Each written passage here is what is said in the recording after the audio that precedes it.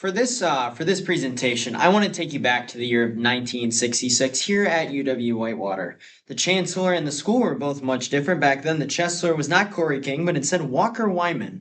But there was two things that were constants back then: the radio station here on campus, which I'll be talking about today, 91.7 The Edge, WSUW Whitewater, and Wells being the main dormitory. Uh, I've been involved with the radio station since the fall of 2021. I know it feels like forever.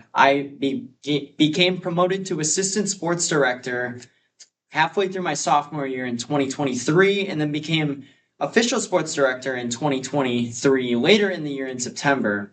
So with that, I clearly have a lot of experience with the station and know the ins and outs. You guys have all listened to the radio before, obviously, but I'm sure none of you have listened to 91.7 The Edge. Today, I'm going to be talking about different things with 91.7 The Edge, the triumphs and struggles through the station in which I love to work. Looking at subjects such as the strong participation numbers, the lowered budget, the way it sets you up for the future, and the struggles of being a non-commercial station. So with that, we're going to move right into our first main point, which is student involvement. And right now, the station couldn't be in much better of a spot in terms of student involvement, with currently 38 students in the roster, which is filling up most of the shifts, which is just awesome, and also 11 exec board members who aren't even in the radio class. And that's just so incredible to see just all the involvement in the station. The sports committee every semester, which is my committee, is one of the strongest as well. We have a wait list. Quite literally, I have people begging me to get on Hawk Talk every semester. We capped out at 13 students this semester. But moving over to a bit more of a solemn subject, let's talk about the budget. This station, being at a smaller institution such as a school like UW Whitewater, struggles a little bit with the budget. It's only $14,900. And let me put this in perspective really quick for you guys. When our station goes to college broadcasters, or CBI, excuse me, every year, other schools gasp at how we're even able to function under a budget like that. Our director, Brian Lucas, just has other directors who have over 10 times the budget that we do, just astonished at what we're able to do with the budget we have. For this, I'm going to read a quote from Lydia M. in a 2007 article, Community Radio and the Frequency, pun intended, of the Struggle. The biggest challenge for campus radio is funding. It is difficult to increase levies, so stations operate for decades with the same levy amount, which essentially means the same budget amounts. Obviously, like I said, the budget's very low, so other stations, other than this one, our budget actually went down this year, operate with the same kind of levels that we do, and it's been a struggle because the budget stays about the same. But moving over to our third point, which is a bit more of a positive note, I'm going to talk a little bit about how the station's just churning out positive employees wherever they go. Two examples that come right off the top of my head are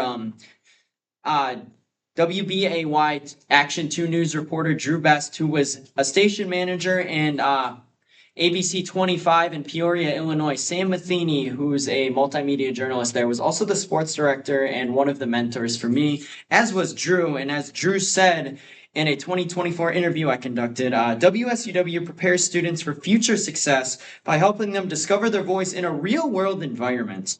And then another quote from a former alumni, Lauren Roloff, in her 2018 article titled Student Org Spotlight, 91.7 The Edge.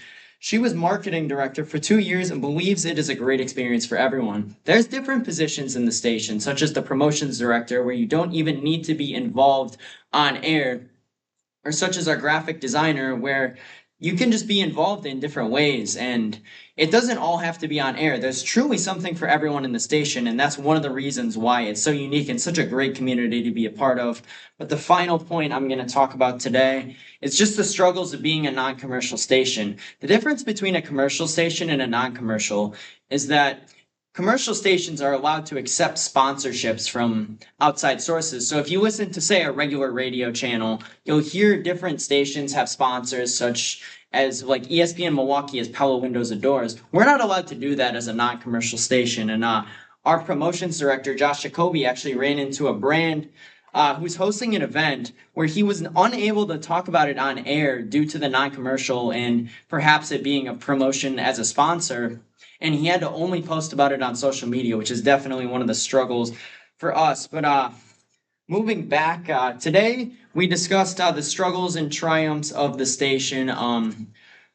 From the high enrollment and positive just outlook on the station, some of the budget struggles that we had, some of the ways that it sets you up for success, and even getting to talk to a couple of alumni that have set this place up so successfully for the future and are taking what they've learned here into the real world. And then back to the struggles of being a non-commercial station. I also, before I let you guys go, I want to call you to listen to 91.7 The Edge and just give it a shot. There's a lot of great programs involved with the station, a lot of great shows, such as the one I host on Tuesday nights called Hawk Talk.